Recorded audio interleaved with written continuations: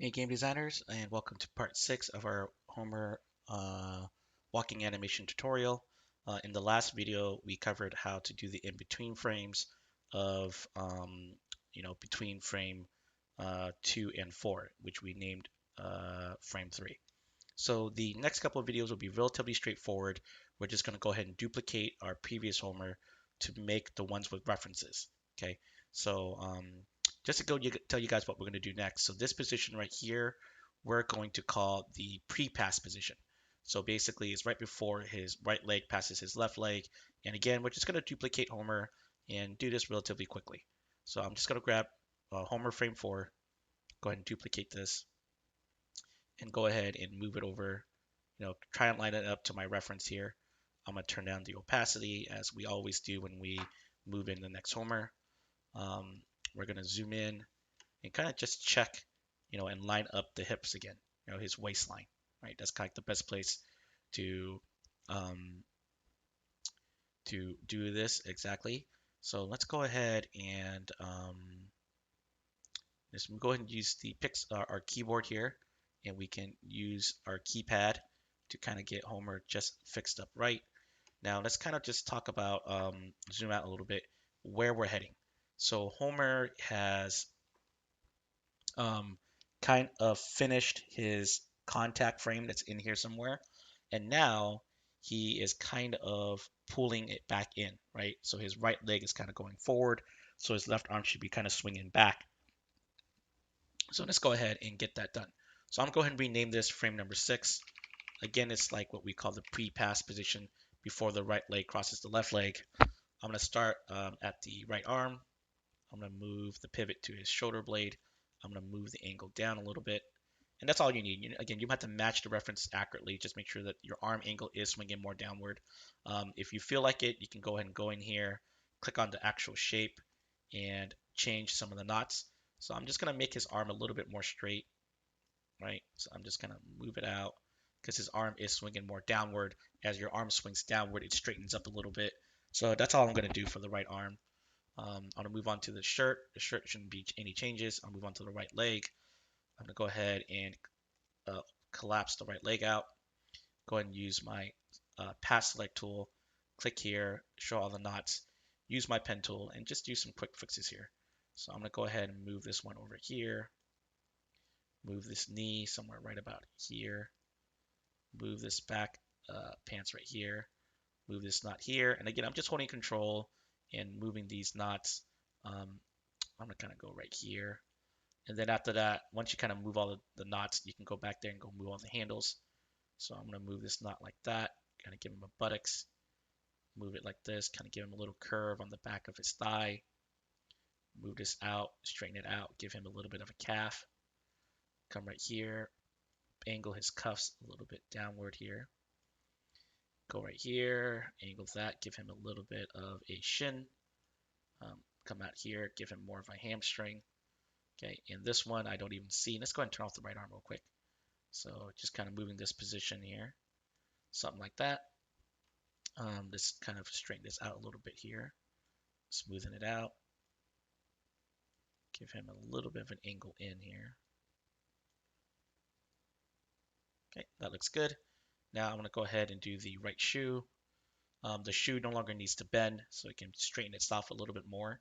So I'm going to go ahead and use the move tool, rotate it first, kind of get the fit, match the heel is kind of your goal right here, is to match the heel.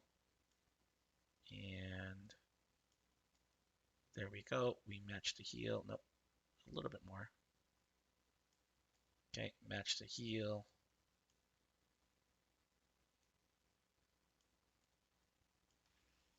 Okay, that looks good. And now let's go ahead and use our pass select tool. Select the actual shoe and kind of move the shoe back and kind of extend it out. Make it look more like it originally did. Something like that. Round it out a little bit more toward the front. Okay, there we go. Go to the right cuff, hold control, move the knot, something like that. Go right here, move the knot, something like that. Okay, let's go ahead and move the handle down. Looks good. Let's go ahead and move on to the left leg. So he has a buttocks, a back thigh, hamstring, knees, everything looks good here. I'm gonna go ahead and move on to the left leg now. Or actually, let's go ahead and do the left arm. So if you have the right arm and you turn off the shirt, you can look at the left arm. And again, everything is kind of swinging back toward the middle. So my left arm went way back, and now I'm gonna move it kind of using the move tool, swing it back in a little bit here. So I'm gonna swing it in, something like that. So turn back on the shirt. And let's now focus on the left leg. So I'm gonna go ahead and turn off the right leg so I can just see and focus on the left leg. So go ahead and click on the left leg, hit the collapse button. Let's go look at the left leg. Um, well, we want the shoe to actually have contact. So let's actually move the shoe first and then kind of make the leg fit in. So I don't want to scale it here because I don't want it to look inconsistent between frame and frame. Make sure it actually touches the ground. Um, let's see what's up to my right leg. Did my right leg touch the ground? Okay, he's kicking it upward, so it makes sense that he's lifting it off the ground. So he's putting all his weight into his left leg. Let's go ahead and change the appearance of the shoe a little bit. Give it a little bit of a smush. So kind of elongate it out a little bit. Kind of straighten this out right there. Get a little smush look. Let's see, I can use my keypad here. Oh, that moves the whole thing. I don't want that. Just move the knot just a little bit. Okay, that looks good. Now let's go ahead and move my cuffs or my left leg. Use the path select tool. Select all the knots. Let's go ahead and move this knot over here. Move this knot over here. The leg is relatively straight, so that doesn't make it easier. Okay, and now it kind of hides behind the other leg, so this makes it kind of easy. You don't really have to give it too much detail here. It kind of just goes behind the other leg. Give him kind of a calf, give him kind of a hamstring, something like that. Go ahead and move this knee somewhere right here. So I guess the back of his knee should be somewhere up here. And again, we can kind of change the angles of this. Change the angles of this. Give him a little bit of a shin.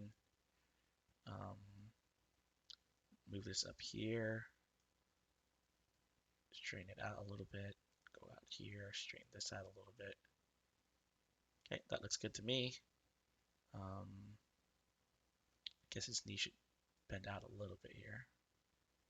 Give him a little bit of a hamstring. Give him a little bit of a shin.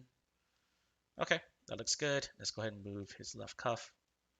I'm just going to hold control, move it over here, bend it downward. Get this one over here. Knock it over, bring it over here. Give it downward. There we go. Maybe I can straighten it out just a little bit here.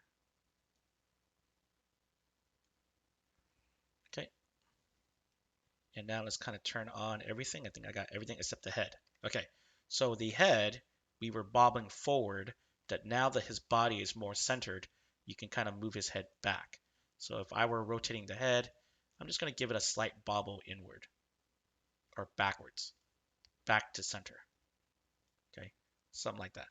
Okay, because now again his weight is going more toward the center. He's getting more balanced. So we want to move his head more toward the center again. And that's it. I think that finishes this frame. Took us about 10 minutes with explanation. So I'm going to stop here and then I'm going to go ahead and do the next frame on the next video. I'll see you guys.